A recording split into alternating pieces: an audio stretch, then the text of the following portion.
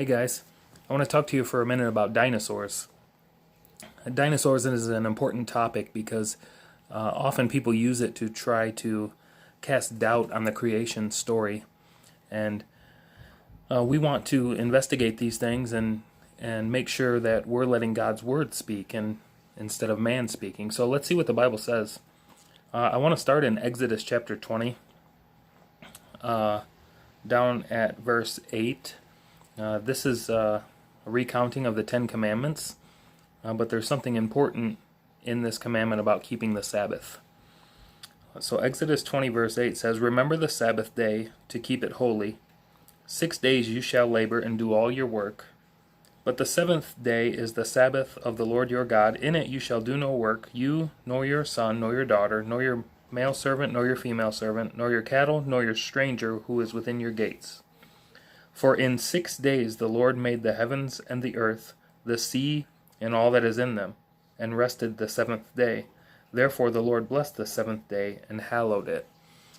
The reason this is so important is because the creation story lays the groundwork for a 7-day week. And God compares the two right here in Exodus chapter 20, that we should work 6 days and take a day off, just like God worked 6 days and took a day off. He was leading by example. Now, according to these verses I just read in Exodus 20, there's no reason to believe that the days that are spoken of in creation are anything more than 24-hour days. If you go back to Genesis 1,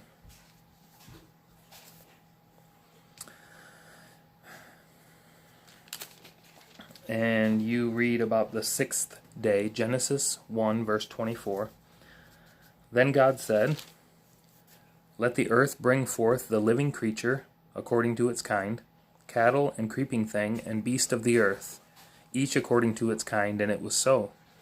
And God made the beast of the earth according to its kind, cattle according to its kind, and everything that creeps on the earth according to its kind, and God saw that it was good. Then God said, Let us make man in our image, according to our likeness. Let them have dominion over the fish of the sea, over the birds of the air, and over the cattle, over all the earth, and over every creeping thing that creeps on the earth.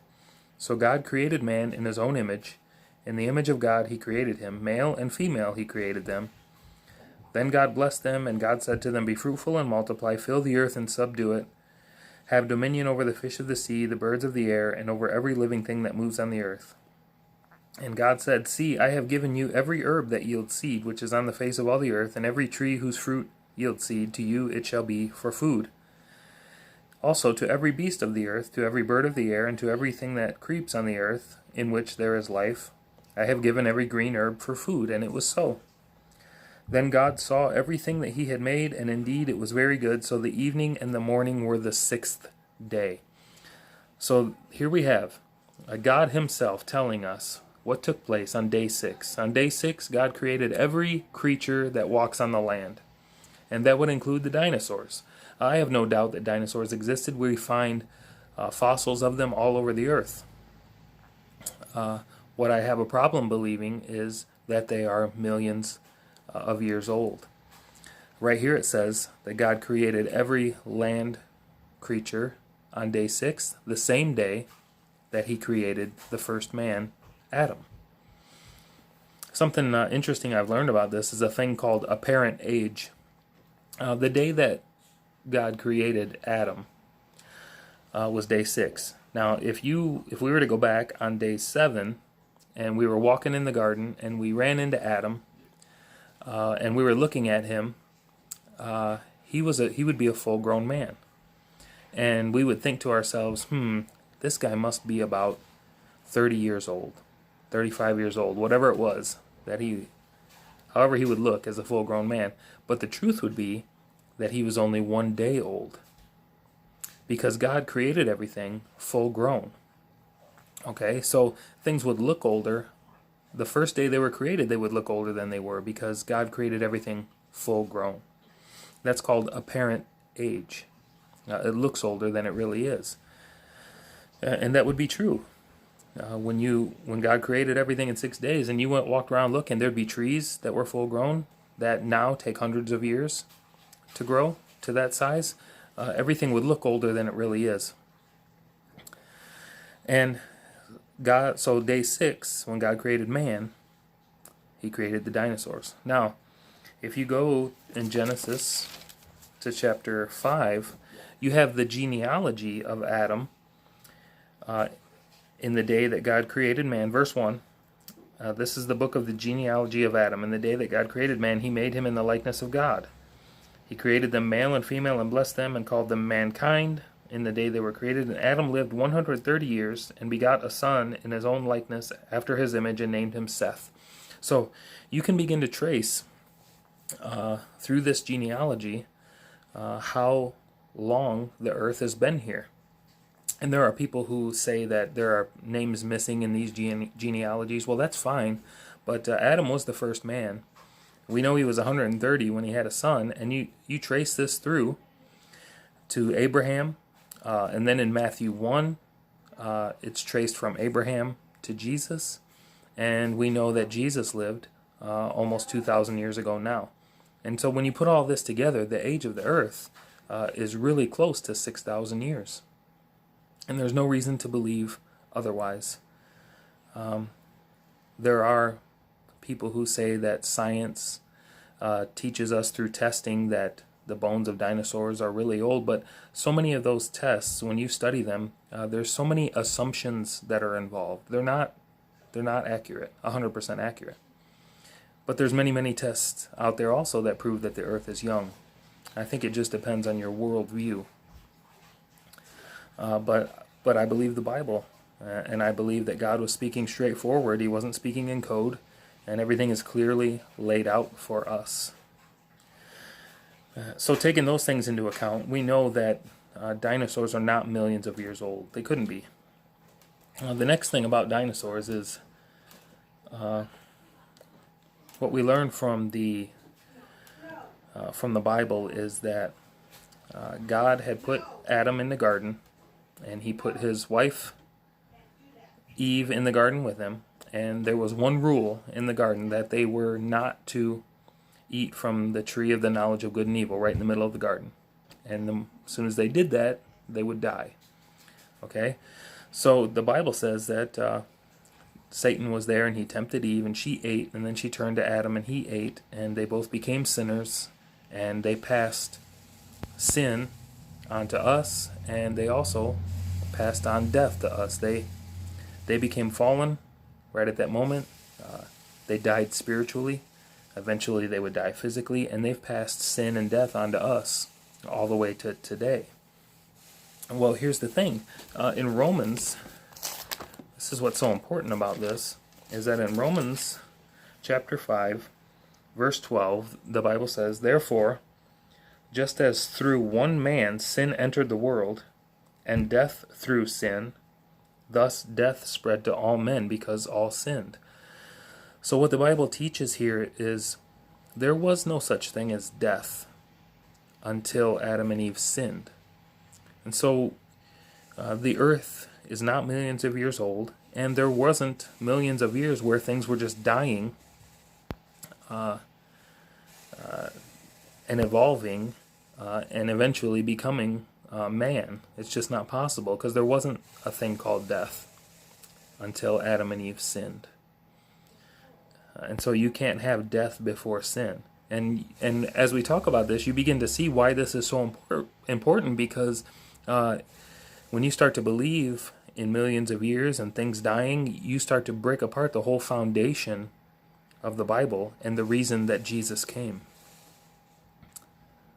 The story in Genesis, it's not a fairy tale, it's not a myth, it's not an allegory. These things actually happened. If Adam's not real, then Jesus isn't real. If Adam's not real, then you and I are not real. And so this account is true, and so we know that there weren't things dying.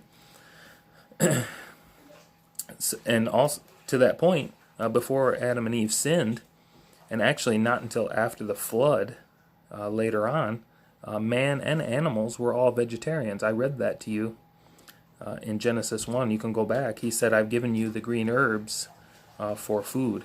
And so the animals weren't killing each other either until after the flood. Well, technically, man wasn't allowed to eat meat until after the flood. But I guess the animals could have started killing right after Adam and Eve sinned. But let me show you. Genesis chapter 9. When you go to after the flood, Genesis chapter 9 verse 1. So God blessed Noah and his sons and said to them, be fruitful and multiply and fill the earth. And the fear of you and the dread of you shall be on every beast of the earth, on every bird of the air, and on all that move on the earth, and on all the fish of the sea. They are given into your hand. Every moving thing that lives shall be food for you. I have given you all things, even as the green herbs. But you shall not eat flesh with its life, that is, its blood. And then he goes on to say that, obviously, you can't eat man. You can't kill man. If you kill man, then by man you'll be killed. I should read that too, because that speaks of God introducing the death penalty. Genesis 9:6, whoever sheds man's blood, by man his blood shall be shed, for in the image of God he made man. So the point being that when they got off the ark, God gave them permission to eat meat, to eat the animals. And so before that, man was vegetarian, and we know before that, in the beginning, animals were vegetarian. But everything changed after sin came, and changed again after the flood when man began to eat meat. So there was no death before sin. Adam and Eve didn't die till after they sinned. Animals were not killing and eating other animals until after sin entered the world. So there was no death. There was not millions of years of death. See, that's the problem with believing that dinosaurs were millions of years old. You have to believe that millions of years of death took place before Adam came. And that's not what the Bible says. Adam brought sin into the world, and Jesus came. Adam brought sin and death into the world, and Jesus came to take care of sin and death. So important. So finally, one more thing. Are dinosaurs mentioned in the Bible? The word dinosaur is actually a very recent word, sometime in the 1800s. The King James Version of the Bible was finished in 1611. So they didn't use the word dinosaur in the King James Bible. That word hadn't been invented yet, but they used the word dragon. If you look in the King James Bible, you'll find the word dragon in several places. In my Bible, the New King James Version, where dragon would be, it says serpent, and there's several places that talk about the fiery flying serpent, but they're all speaking of giant land animals.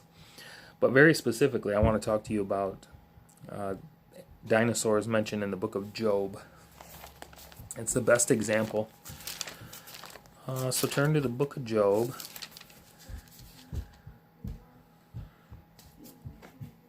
Chapter 40, verse 15. Now what's important, what's so powerful about this is God speaking to Job. Throughout the book, if you know the story of Job, Job was a man of God, and God had a business meeting in heaven, and was talking to the angels, and Satan was there, and God said to Satan, have you seen my servant Job? There's nobody like him on the earth. He's blameless. And Satan challenged God and said, well, if you take everything he has and you take his health, then he'll curse you to your face. And so God took Satan up on the challenge, and Job lost everything, but he never cursed God. But he did have a lot of questions. And Job had some friends that came to visit him and tried to tell him the only reason all these bad things were happening was because he was wicked, and it wasn't true. And so there's a long discussion through the first 38 chapters or so, and then God starts to speak to Job himself. And so what we're about to read here is God himself speaking about these animals. And what God is saying is, you can't do what I can do. I'm the creator. I created things that are too massive for you to control. And it's powerful. So, Job chapter 40, verse 15. God says, "Look now at the behemoth, which I made along with you."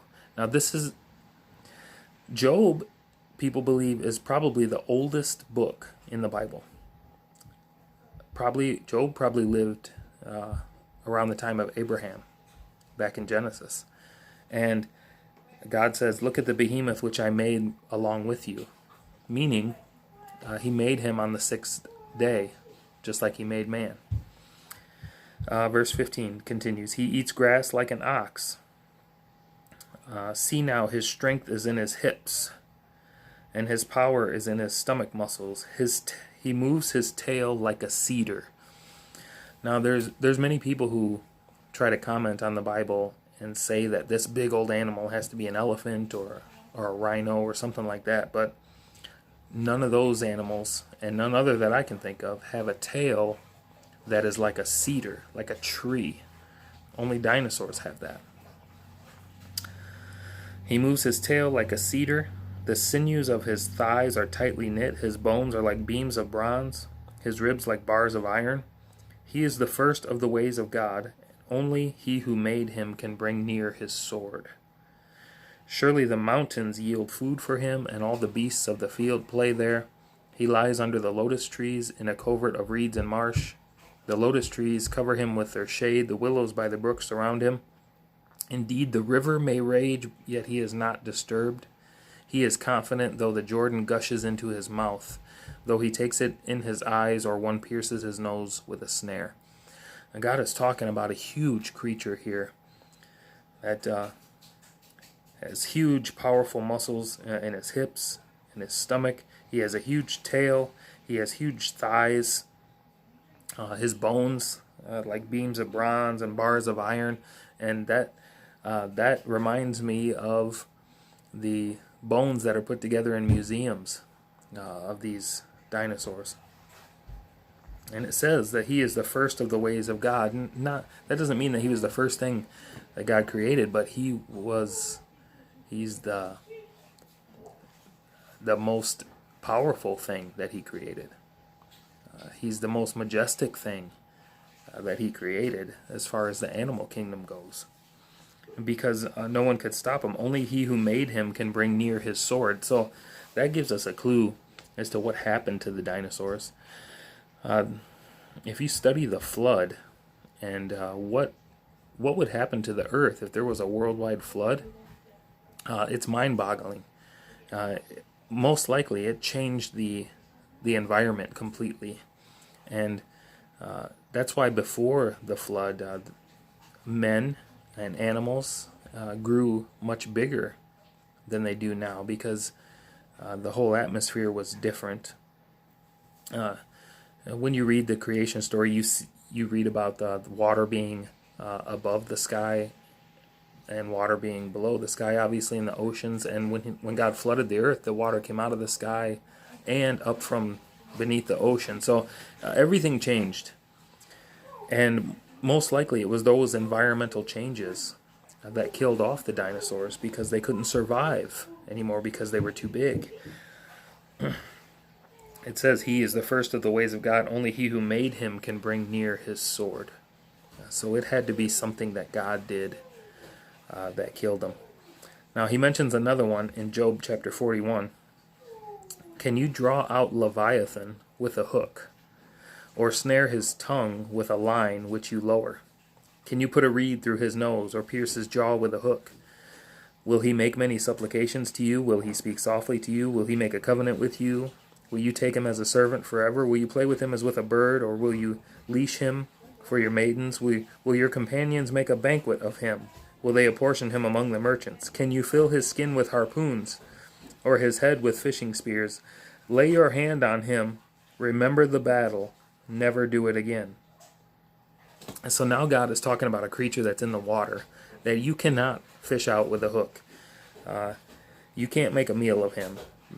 Basically, you try to take him, you'll never forget the battle, and you'll never try it again. Now, this creature, when you read, continue to read the description, it's amazing. If I go down to verse 14, Job 41:14. Who can open the doors of his face with his terrible teeth all around? His rows of scales are his pride, shut up tightly as with a seal. One is so near another that no air can come between them. They are joined one to another, they stick together and cannot be parted. Now, 41:18. His sneezings flash forth light, and his eyes are like the eyelids of the morning. Out of his mouth go burning lights, sparks of fire shoot out. Smoke goes out of his nostrils, as from a boiling pot and burning rushes. His breath kindles coals, and a flame goes out of his mouth. He's talking about a fire-breathing dinosaur, some kind of fire-breathing water creature that no one can catch with a hook. And it's just mind-boggling to think about these things, and to think about, you look it up. Look up what percentage of the ocean has been explored, and it's only like 5%. We're finding new species all the time. It's just amazing. It's amazing what we do know. What we've learned about creation is amazing, but even more amazing than that are the things we don't know. And there's a lot of that. And so I wanted to share that with you, talk about it a minute, because it's important, because things like this people use to cast doubt on the Bible. And dinosaurs, actually, if you study it like we did, they tell the story. They tell the story of creation. They tell the story of sin and death, and when it actually came into the world. They tell the story of how awesome God is to create things that are hard for us to even imagine. The heavens declare the glory of God. You can see the majesty of God in creation, and we really should, as Bible believers, we really should study and be able to give an answer to those who cast doubt on the creation, and cast doubt on the one true God. And so hopefully that helps. I will talk to you guys soon. Bye-bye.